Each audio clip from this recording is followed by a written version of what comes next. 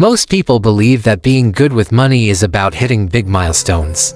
Maybe it's buying a house, earning a six-figure salary, or seeing 6 digits in your savings account.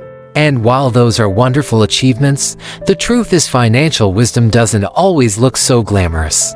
Often, it reveals itself in quiet, almost invisible ways. Subtle habits, small choices, little signs that may not impress the outside world, but in reality, they reveal that you are building something much more powerful: stability and freedom.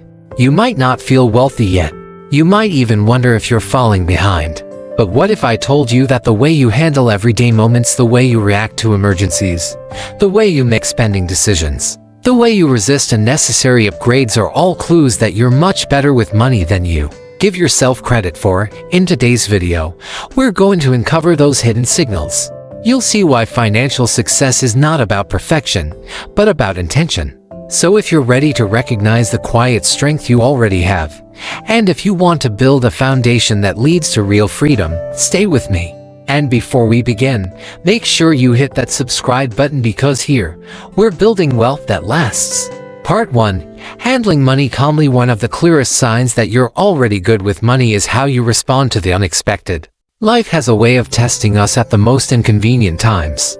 The car won't start on the morning of an important meeting. Your phone screen shatters the night before a trip. A medical bill shows up in the mail when you least expect it. For many people, these small emergencies cause panic. They scramble to borrow from friends, swipe a credit card they can't pay off, or push off the problem until it grows bigger. But if you're the kind of person who can handle these surprises without breaking a sweat, that says more about your financial maturity than you realize. Maybe you've built a small emergency fund. Maybe you've learned to leave just enough cushion in your bank account to cover the bumps in the road. Either way, that ability to face a $500 or $1,000 problem calmly is not about luck, it's discipline. It's proof that you're thinking ahead, that you've broken free from living paycheck to paycheck, and that you've chosen stability over chaos. This doesn't mean you need a massive fortune. It simply means you've built the foundation that most people never take the time to create. And that, right there, is financial strength in action. Part 2. Lifestyle and spending control. Another quiet clue that you're smarter with money than you might think is how you handle your lifestyle when your income grows. For so many people, the moment a raise or bonus comes in, it's gone just as fast.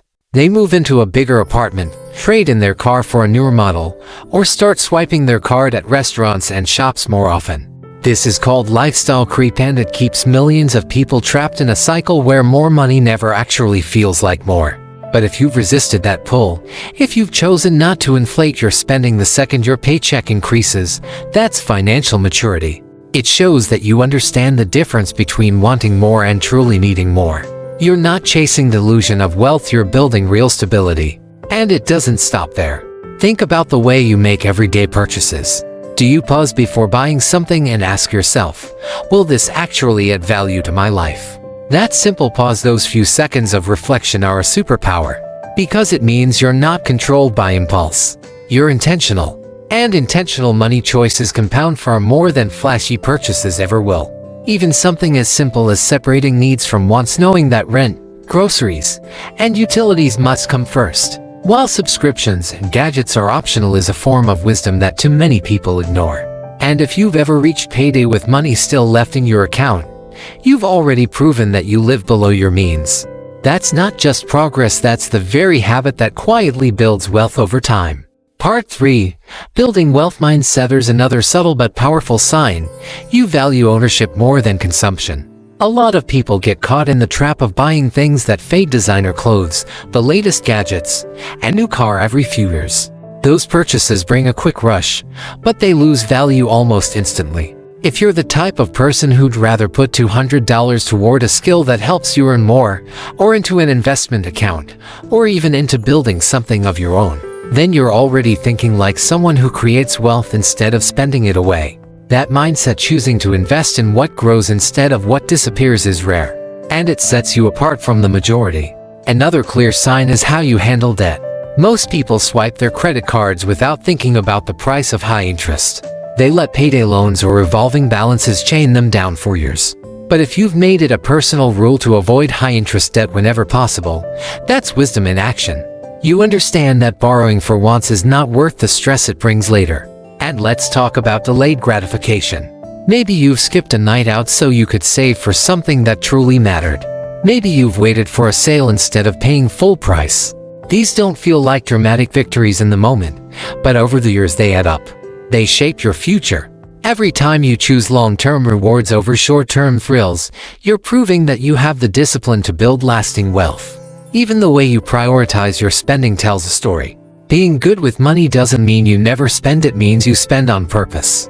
Maybe you choose to invest in your health or in family experiences while cutting back in areas that don't really matter to you. That alignment where your dollars match your values is one of the smartest financial habits of all. And perhaps without even realizing it, you already think about opportunity cost. Every dollar spent on one thing is a dollar not spent on something else.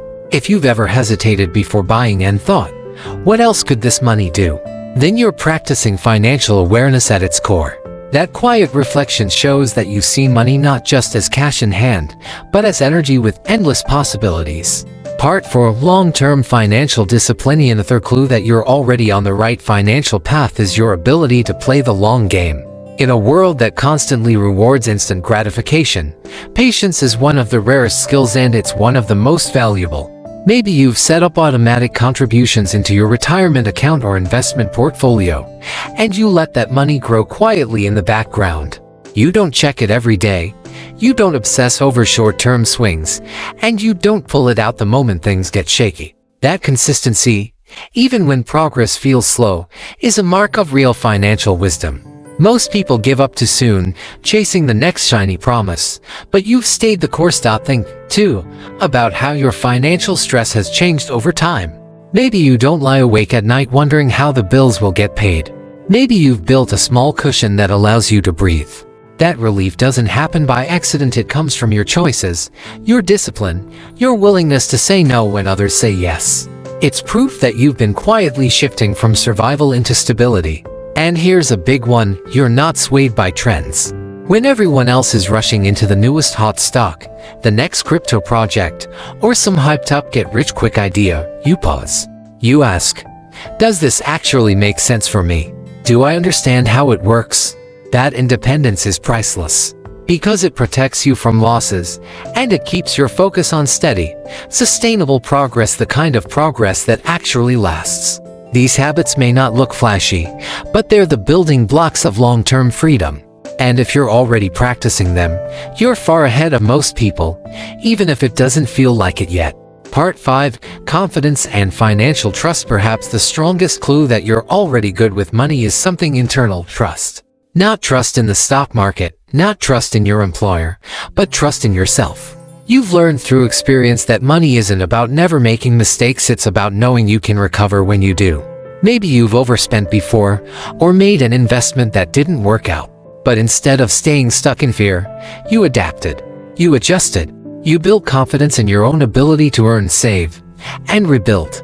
That quiet self-trust is what frees you from being controlled by money. So many people live in constant anxiety about losing what they have because deep down, they don't trust themselves to start again. But if you've built the belief that no matter what comes your way, you'll figure it out, you've already won half the battle. That mindset allows you to make decisions with clarity instead of panic. And it's worth remembering, financial strength is not just about dollars and cents.